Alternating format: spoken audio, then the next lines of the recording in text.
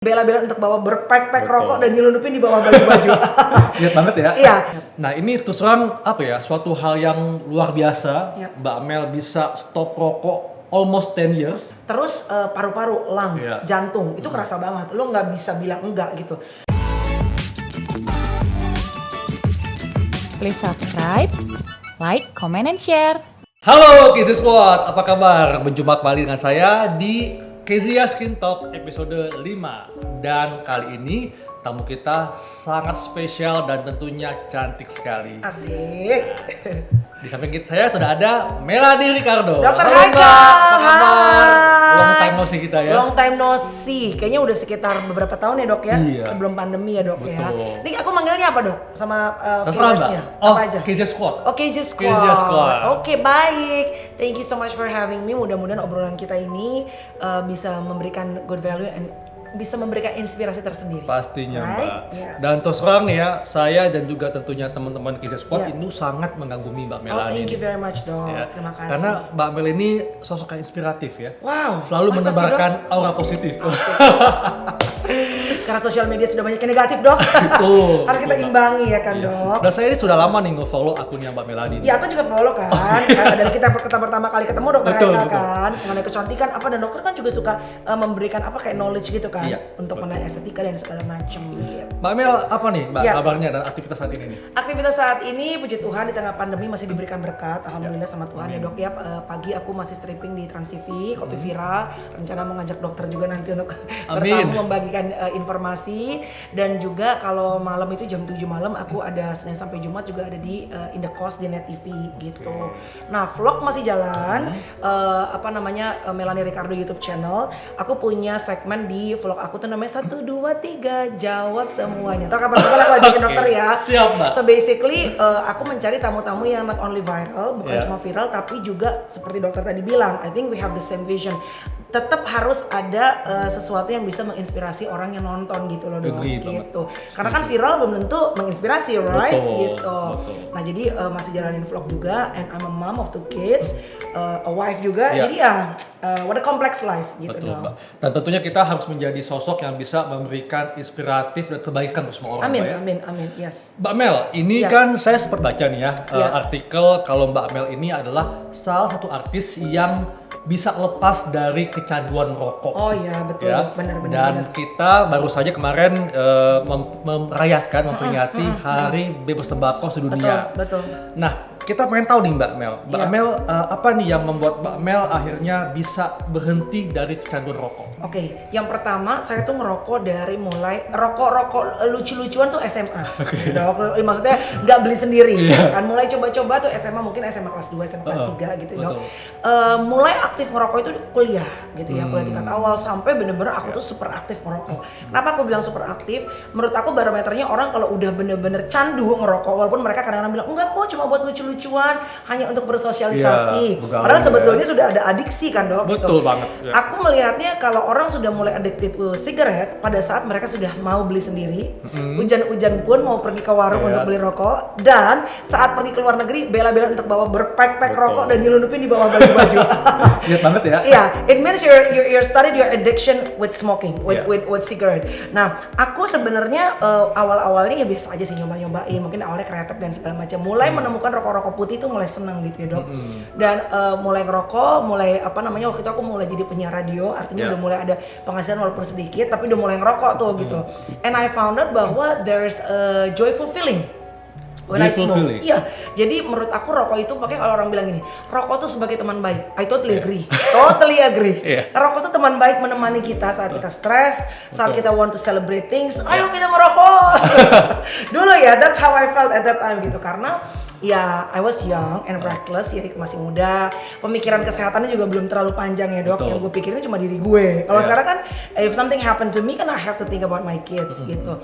Jadi setelah aku ngerokok bertahun-tahun, dan aku kebetulan ketemu sama suamiku nggak ngerokok gitu Oh, kan. oke.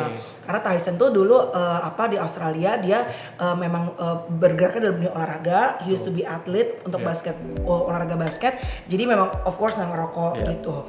Nah pada saat ketemu aku sebenarnya Tyson tuh agak keberatan gitu. Dengan kan sebetulnya nih pada saat aku dulu ngerokok, aku tidak menemukan gangguan pada saat orang lain ngerokok. Maksudnya gini, kalau gua ngerokok, orang lain ngerokok nggak kerasa bau. Tapi pada saat I quit smoking, gue udah nggak ngerokok, gue di sebelah orang yang ngerokok, gila itu pulang tuh rambut gue aja bau banget dok gitu. Nah dulu gue nggak pernah ngerasa itu karena gue juga ngerokok gitu loh. Nah pada saat aku pacaran sama Tyson nggak pernah bilang nih I have to quit, even though kalaupun dia bilang you have to quit smoking, lo harus berhenti ngerokok, I wouldn't do it anyway gitu. Karena buat aku berhenti ngerokok tuh nggak bisa disuruh orang dok. Harus niat ya. Harus niat pun nggak bisa cuma niat sekali langsung. Ya mungkin ada sih some people, tapi buat orang yang benar-benar punya adiksi rokok seperti gue, I mean like I enjoy myself pada saat ngerokok, ketemu wine, ketemu kopi, shooting so good, perfect couple.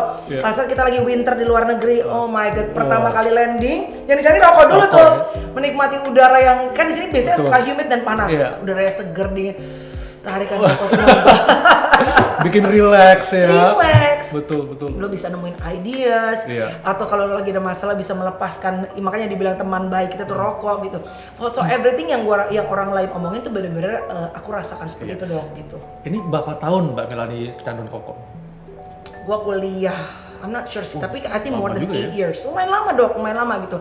Terus aku siaran radio kan gitu di Hard Rock FM, kemudian di MTV Tracks gitu. Nah imagine aku dulu harus siaran itu 4 jam kan dok. 4 jam di antara lagu berhenti dan ada iklan, rokok dong pasti. Walaupun kadang-kadang lagu cuma 4 menit, itu bisa lari ngerokok dulu. Padahal juga cepat-cepatnya gak enak ya dok gitu ya. Paru-paru gak duduk. Tetap aja yang penting bisa ngerasain rokok dulu gitu. Nah pokoknya itu nikmat banget rokok ya. Terus kan dulu disco ya kan, hura teman akrab ya, teman akrab itu kalau pulang dok, paha gue dok ya Allah banyak banget bocil-bocil kena sundut rokok. Dulu zaman disco nggak kerasa dok, kan mabok. Di disco dok, di klub, kita yang kesundut pahanya udah sampai benanah, kita yang minta maaf sama orang. Jadi zaman dulu sih ya, zaman jahiliyah dulu ya kayak gitu ya. Tapi terus kenapa berhenti? Mungkin triggernya satu, sebenarnya suamiku nggak pernah bilang saya harus berhenti ngerokok gitu. Tapi aku melihat banyak sih di keluarga itu yang kebetulan my cousin sekarang udah passed away, udah meninggal. Dia meninggal itu kanker. Terus ada kanker tulang, ada juga yang kanker usus gitu. Jadi ya sebenarnya kalau misalnya dilihat kan tidak semua orang merokok itu kanker gitu ya. Ada juga orang tidak merokok juga bisa cancer gitu kan. Tapi nggak tahu, there's a voice in my heart yang telling me bahwa I have to quit smoking, harus berhenti ngerokok karena probably got the genetic gitu dok. Karena banyak saudara-saudara yang meninggal. Jadi pukulannya adalah pada saat si my cousin ini, mas sepupu aku ini benar-benar meninggal di usia yang muda. Padahal dia nggak ngerokok loh dok, tidak ngerokok, tapi inside of my heart aku tuh kayak ada suara hati, mungkin kalau di Kristen aku nyebutnya tuh the Holy Spirit ya. Tapi kalau di Muslim apapun pasti orang punya suara hati, suara yang membimbing kita kepada hal yang lebih baik. Ya. Di hatiku tuh bilang harus berhenti ngerokok. Kenapa? Karena pokoknya ini it's gonna lead you to something bad for your health gitu. Tapi it's not that easy karena aku adalah orang yang bukan bersosialisasi ngerokok, tapi aku memang menyukai ngerokok. Jadi kalau sekarang aja nih dok, aku udah quit rokok tuh udah, anakku Chloe kan udah 9 tahun, jadi sekitar 10 tahun lah aku udah berhenti ngerokok. 10 tahun nggak ngerokok, never touch once ya. Kalau aku lihat nih ada mas-mas di depan ngerokok, bukan sebel mas, bukan sebel dong. Gue masih bisa lihat rasanya tuh enak banget. Jadi ada orang, gue nggak bisa nih, gue batuk, gue udah nggak pengen lagi. Kalau gue mah ada pengennya, tapi karena, ntar gue akan cerita kenapa gue nggak mencoba gitu. Nah, yang pasti pada saat gue melihat banyak sepupu-sepupu dan saudara-saudara yang kebetulan sakit kanker, terus gue berjanji pada diri sendiri, gue pengen berhenti ngerokok. Berjanji tinggal janji dong. Kita hancurkan itu rokok, kita krek si package-nya, aku buang ya kan. Pokoknya from now on aku tidak akan ngerokok. Oke, besoknya sehari, enggak, not even a day bisa lewat. Mungkin beberapa jam, coba deh satu lagi. Terus gue dulu bikin kuota, jadi satu hari itu harus hanya boleh 6 batang. Kira-kira menurut lo apa yang terjadi? Pasti lewat dong. Jadi lewat, maksudnya gini, pagi gue hanya boleh 2 rokok. Dulu kan buat boker ngerokok. Gak bisa boker kalau nggak ngerokok. Padahal sekarang udah nggak ngerokok juga boker aja.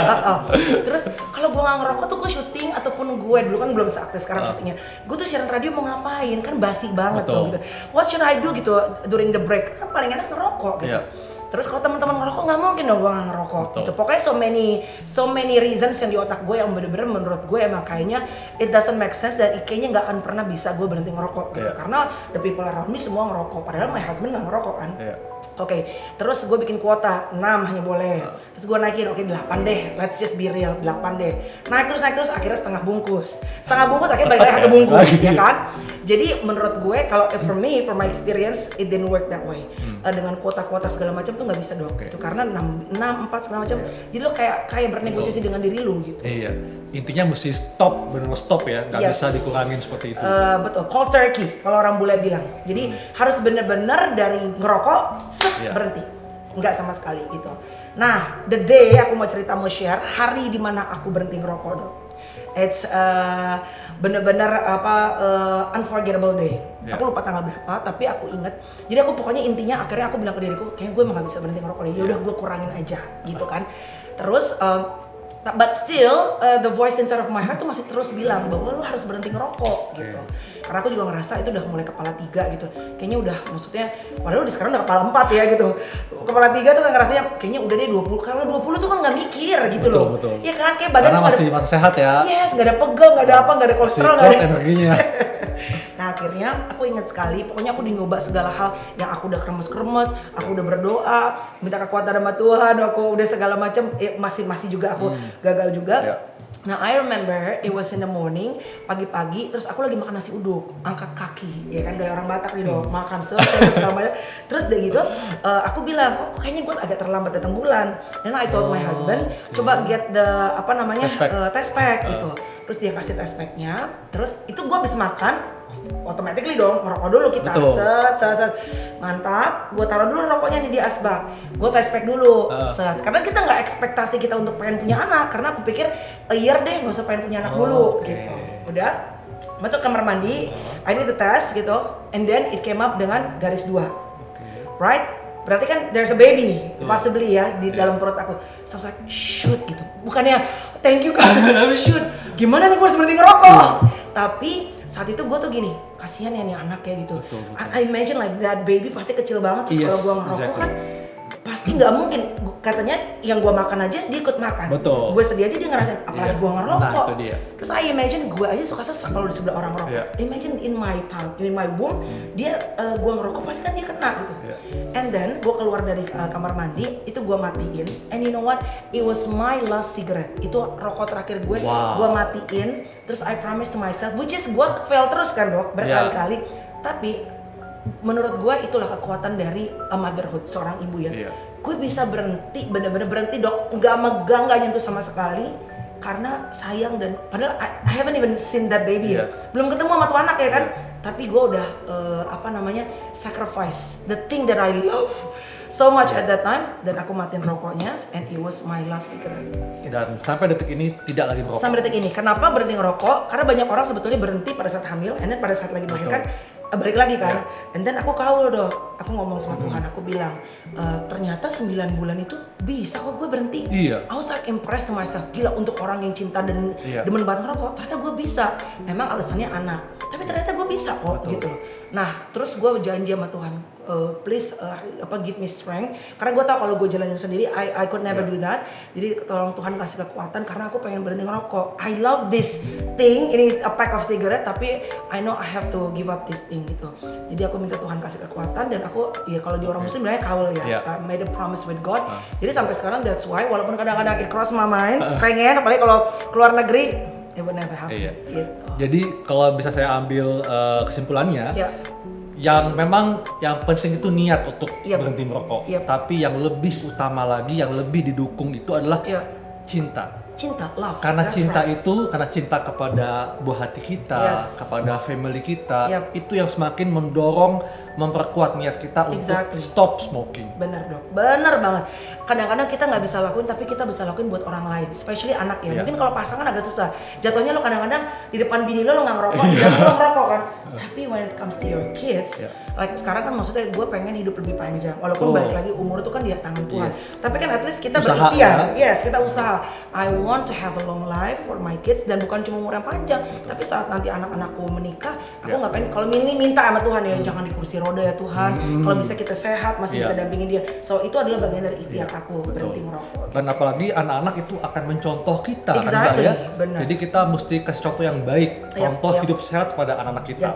Nah ini terus terang apa ya, suatu hal yang luar biasa, Mbak Mel bisa stop rokok almost 10 years. Almost 10 years already. Tapi Mbak Mel itu ada di lingkungan yang lingkungan entertainment di mana mostly semuanya merokok. Nah ini bagaimana nih cara Mbak Mel untuk supaya terhindar dari hal-hal yang tidak lagi Mbak Mel inginkan? Well, the temptation is there, godaannya selalu ada. Kadang-kadang teman-teman, udah lo 1 batang doang, nggak usah bercanda ya. Ya kalau kita beneran, ya ini jadi kejadian juga gitu. Tapi kadang-kadang gue juga berusaha untuk ingetin teman-teman gitu. Maksudnya, udahlah berhenti, apalagi lo udah mama, lo udah bapak, lo udah misalnya lo udah sakit ini, ngapain berhenti aja. Tapi gue tahu gitu loh, karena based on my experience, rokok itu tidak bisa berhenti kalau disuruh orang. Jadi the only thing that I can do is just remind you, tapi I cannot stop you. The only person that can stop you is yourself gitu. Jadi paling kalau ketemu teman-teman nongkrong gitu, misalnya mereka lagi ngerokok, gue cepet duluan ya guys, thank you ya guys. Karena gue sesak juga, karena kan rambut bau dan segala macam. Which is kalau dulu nggak kerasa gitu sih dok palingan. Dan kenapa kita rokok itu sangat sulit stop rokok? Karena rokok itu kan dia ada nikotin. Nah, nikotin ini yang akan membuat otak kita melepas senyawa dopamin. Dopamin ini adalah senyawa yang membuat kita relax kita happy, kita bahagia. Nah, begitu kita stop rokok, maka dopamin ini akan menurun jumlahnya dan akan membuat kita jatuh ke kondisi nikotin withdrawal. Jadi kayak orang sakau. Jadi kita tuh jadi sakit kepala, gak enak, moodnya gak enak, pusing, sehingga kita tergoda untuk kembali merokok untuk mendapatkan sensasi dopamin yang sama. Nah, itulah kecanduan. Benar. Jadi sebetulnya rokok ini sama dengan kecanduan narkoba sebetulnya. Karena dia sama-sama membuat otak kita melepaskan senyawa, di mana senyawa ini membuat kita akan terus ketergantungan. Oke. Cuma beda subjeknya aja ya dok, tapi adiksinya sama ya. Iya. Nah Mbak Mel, ini kan Mbak Mel sudah lama ya di dunia entertain. Dan tentunya saat ini banyak pendatang baru, anak-anak milenial. Anak-anak milenial. Nah, bagaimana pendapat Mbak Mel dengan anak-anak milenial yang supaya dia diterima oleh lingkungannya, supaya dikatakan eksis, maka dia yang tadinya nggak merokok, akhirnya merokok, mencoba kecanduan. Ini gimana nih pendapat Mbak Mel? Mungkin kalau aku menarik diri sebagai seorang tua, sebagai orang tua nantinya aku pasti akan memberikan bekal kepada anakku. Balik lagi karena akunya juga dulu bandel, zaman dulu. While sometimes it's good to give advice, pasti harus giving advice to younger people. Tapi kalaupun mereka they make a mistake nggak apa-apa juga menurut aku gitu. Tapi kalau memang ada mistakes yang besar yang memang bisa mereka hindari, which is sangat baik gitu ya dok. Mereka nggak harus jatuh kepada kesalahan yang sama seperti kita mungkin sudah lalui gitu. Tapi when I was young, I made a mistake juga gitu. Dan buat aku benar sih kenapa orang bilang bahwa pengalaman itu adalah guru yang terbaik. Karena kita nggak bisa belajar dari pengalaman orang lain. Mungkin kita bisa mengambil apa sih yang menjadi pembelajaran, tapi untuk bisa benar-benar mengerti what's the essence of life, apa sih esensi hidup, kenapa gue wisdom, kebijaksanaan, kenapa gue harus ngelakuin yang benar, kenapa gue harus ninggalin yang nggak baik, apa untungnya buat badan gue. Mungkin saat orang lain kasih tahu nggak terlalu masuk di otak. Tapi saat kita ngajarin, misalnya saat kita ngerokok bertahun-tahun, misalnya sampai kita sakit, kan itu experience yang menjadi guru pengalaman, dan lu mulai bisa ngomong kepada orang lain karena lu punya pengalaman tidak enak dengan si rokok itu tadi. Tapi mudah-mudahan sih tidak sampai anak-anak muda ini sampai punya pengalaman misalnya sakit dan segala macam sih gitu. Nah, Mbak Mel kan sudah cukup lama merokok puluhan tahun, kemudian berhenti merokok 10 tahun. Apa nih perbedaan yang Mbak Mel rasakan dibandingkan dulu ketika merokok dan saat ini tidak merokok lagi? Dulu tuh sebenarnya ada waktu-waktu di mana saat adiksi rokok udah gila ya, itu tuh sebenarnya kadang-kadang nggak ngerokok tuh juga udah nggak enak-enak banget juga. Kadang-kadang tuh cuma narik doang, terus sebetulnya sensasi ngerokoknya juga udah nggak seenak itu gitu. Nah saat pulang bangun pagi yang paling kerasa menurut gue, rambut bau, badan bau, ya kan kalau kita nggak mandi sebelumnya. Terus paru-paru, lung, jantung itu kerasa banget. Lo nggak bisa bilang enggak gitu. Kalau dulu pada saat ngerokok dan surrounded by people yang smoking juga, itu ada rasa berat saat kita bangun, ya berat kepala lah dan segala macam, leher gitu. Nah, tapi mungkin karena aku dulu masih muda, imagine kalau sekarang kita umur 40, 50 masih ngerokok, kita nggak ngerokok aja sekarang dok, kadang-kadang kolesterol masih udah naik kepala. Bangun pagi kadang-kadang ada salah makan dikit nggak enak. Imagine kalau ditambah lagi dengan rokok, belum lagi asam urat dan segala macam. Karena kan emang badannya udah capek kan, udah maksudnya dipakai bertahun-tahun. Kalau umur 20 sih kita pasti ya sekalinya masih fresh gitu kan. Jadi imagine kalau umur sudah semakin tua, kita masih hajar badan kita dengan olahraga enggak, makanannya nggak beres, rokok pula. And then after that satu sakit dia bilang kenapa gue sakit? Well it's your choice. You're burning the candle kayak lilin yang dibakar, lama-lama akan habis. Gitu aja sebenarnya sih dok. Betul banget Pak. Dan memang rokok ini kan dia mengandung bahan-bahan berbahaya ya, bahan-bahan yang sebetulnya tidak boleh masuk ke tubuh kita. Dan itu memang betul banget ya, kalau di kemasan rokok itu rokok sangat merugikan kesehatan. Kenapa Mbak? Karena begitu kita merokok ya, itu tekanan darah kita akan meningkat. Ya. Kemudian dalam jangka panjang, maka zat-zat dalam rokok tersebut itu akan merusak dinding pembuluh darah. Sehingga pembuluh darah kita menjadi kaku. Kemudian juga bisa merusak kulit kita. Membuat kerusakan pada paru-paru kita pasti kan. Kemudian usus kita, otak kita dan sebagainya. Dan satu hal nih yang mungkin yang akan membuat para laki-laki dan perempuan berpikir untuk merokok adalah bisa mengganggu performa seksual. Tapi kadang-kadang laki ngerasa dengan ngerokok makin gereng gitu dong. Padahal enggak ya. Karena saat ini begitu dia bertambah usia, betul, jadi kan kata Mbak Amel, kita pengen tambah usia tapi tetap sehat. Jangan sampai kita ada di kursi roda. Rokok, oke lah dia bisa panjang usia karena itu Tuhan menentukan ya. Tapi apakah dia akan produktif lagi? Exactly, iya benar-benar. Mungkin saja dia pada usia 50 tahun sudah tidak bisa lagi berhubungan seksual dengan istrinya. Gitu kan. Akhirnya berhubungan seksual dengan istri orang. Jangan. Karena istri orang ini baru banget. Nah, tapi ya itu totally agree sih dok, iya benar. Tapi you know what the funniest thing, hal yang lucu adalah kan dulu ya di awal-awal gue kuliah tuh, kayaknya udah mau lulus kuliah, di kotak rokok tuh udah mulai dikasihin gambar yang serem-serem kan. Dulu nggak ngaruh loh dok, kita nggak takut loh bener. Malah setiap kita mau ngerokok, kita masih nyari, masih ada nggak sih kotak rokok yang jual yang nggak ada gambar-gambar leher bolongnya? Atau kalaupun dapat yang begituan, karena kan wah gila nih rokok-rokok udah mulai pakai gambar-gambar serem-serem. Kita tutupin dok, pakai stiker, pakai apa segala macam supaya nggak kelihatan. Jangan sampai merusak mood rokok kita. Jangan sampai rokok dirusak dengan gambar-gambar itu. Dulu tuh malah gitu, nggak ada takutnya dok. Crazy right? Karena itu udah kecanduan Mbak. Ini karena kecanduan plus kebiasaan tangan kita memegang rokok. Bener, habit ya. Dulu sampai nih dok, kuku gua tuh sampai kuning bagian sini nih, karena kan kena nikotinnya terus kan nih. Nah, Mbak Mel, kan Mbak Mel sudah nggak rokok lagi nih ya, jadi sudah tidak lagi rokok aktif. Tapi Mbak Mel, kita semua nih yang bukan rokok beresiko menghisap asap rokok dari rokok aktif. Betul. Itulah rokok pasif namanya.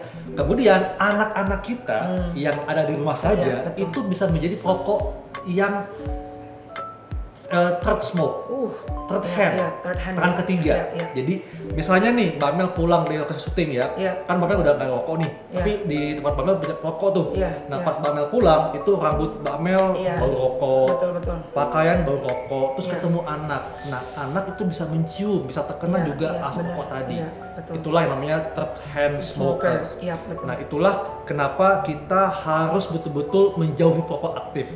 Nah ini bagaimana nih pendapat Mbak Mel atau apa yang Mbak Mel lakukan ketika Mbak Mel pulang dari tempat syuting? Kalau gue karena sekarang tambah pandemi nih dok, sebenarnya pandemi ini membuat kita ya pasti jadi lebih resik ya dok ya, lebih resik, lebih higienis. Jadi setiap pulang memang gue harus mandi, keramas dan segala macam gitu. Kalau lagi nggak sempat keramas disemprot pakai disinfektan. Makanya rambut rusak sekarang, tapi ya udahlah nggak apa-apa deh dok gitu.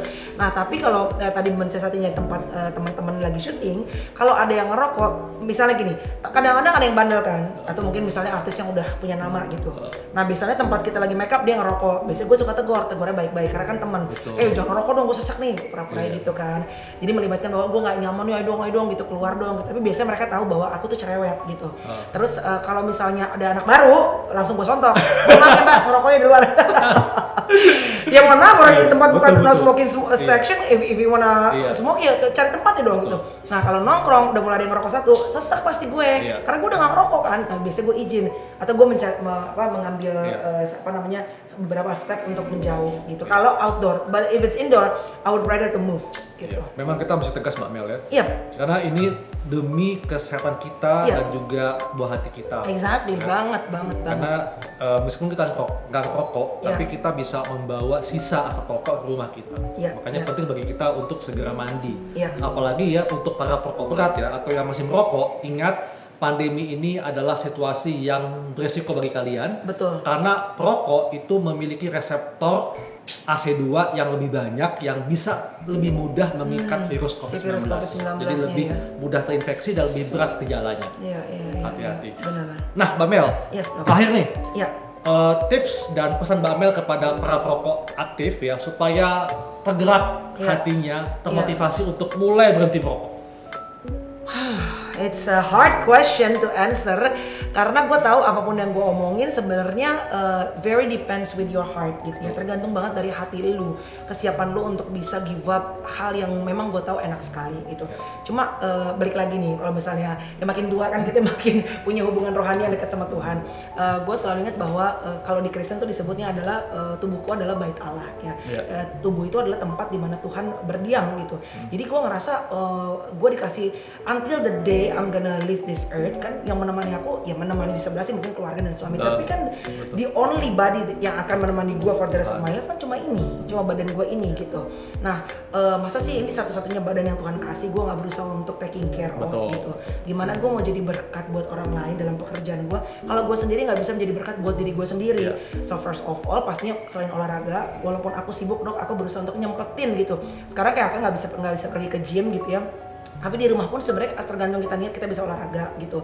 Kemudian makan juga dijaga gitu. Dan yang paling penting balik lagi tadi si rokok ini nih, karena aku tahu susah banget gitu. Jadi buat aku satu-satunya badan yang Tuhan kasih ya kita harus taking care sebaik mungkin supaya kita bisa menikmati semua berkat yang Tuhan kasih, dan plus kita juga bisa menjadi berkat buat orang lain dalam pekerjaan kita. Kalau kita sakit-sakitan kan kita juga nggak bisa jadi berkat buat banyak orang gitu. Nah pada akhirnya yang menurut aku juga the only reason yang buat aku ya based on my experience yang bisa bikin aku finally give up rokok tuh adalah balik lagi tadi dok, anak-anak. Karena cintanya it's hard to explain, tapi bener-bener cintanya ke anak sama cinta ke suami itu beda. Kalau disuruh suami, disuruh istri untuk berhenti ngerokok, sometimes kita nggak mau gitu loh, karena pasangannya minta. Tapi kalau demi anak-anak mereka nggak minta, tapi saat kita lihat mukanya mereka, aduh kita pengen sehat buat mereka, we want to be there for them gitu kan in the future. Jadi I think that's the best reason to give up smoking adalah supaya bisa tetap menemani anak-anak dalam keadaan yang sehat. Gitu. Karena kepolosan dan kejujuran anak itu yang membuat kita terenyuh ya. Exactly. Untuk memberikan yang terbaik untuk mereka. Iya, betul dong. Tapi nggak usah pikir karena gini, orang yang ngerokok bisa hidup 70 tahun. Ya udah itu kan, kalau umur itu hak absolutnya Tuhan. Kita nggak bisa ganggu gugat. Tapi kan at the end, di Muslim juga dibilang kita harus ikhtiar. Kita harus berusaha dong. Masa kita enak-enakan aja ya kan gitu. Jadi kalau buat aku kita ikhtiar, kita berusaha. Masalah umur itu semuanya absolute right dari Tuhan. Oke Mbak Mel, ini jujur ya Mbak ya. Saya tuh pernah lihat Mbak Mel tahun 2009, waktu itu lagi ada acara di Buddha Bar. Buset, itu lagi mabok kayaknya. Nah, waktu itu Mbak Mel pakai baju yang motif macan. Motif macan. Rambutnya pendek. Iya. Dan kalau saya bandingkan dengan sekarang Mbak Mel jauh lebih muda. Masa sih? Jauh lebih glowing. Masa sih? Serius, jauh lebih fresh. Beneran. Itu lagi masa-masa muda belum kawin dok. I remember that night buka Buddha Bar, baju macan, rok pendek, lipstick ya kan, masih ngerokok. Itu pulang kayak mau bule deh dok, tapi bukan gue sobat. Tapi kan balik lagi, we were once young and reckless kan gitu loh ya, nggak apa-apa enjoying. Tapi memang kalau kita stop rokok itu akan membuat kita lebih sehat ya, lebih glowing juga, lebih cantik, dan tentunya membuat psikis kita, mental kita lebih calm. Betul, benar-benar itu yang paling penting ya dok, calm ya kan, peace in life gitu. Alright dok, thank you Mel untuk sharingnya. Thank you very much Dr. Haikal, terima kasih. Nah, Kids Squad, demikianlah bincang-bincang saya dengan Mbak Mel, dan tentunya kalian semua harus bisa mengikuti Mbak Mel yang sangat inspiratif ini ya, yang sangat menebar aura kebaikan, dan tentunya kita akan kembali di episode berikutnya. Oke, bye-bye. Bye.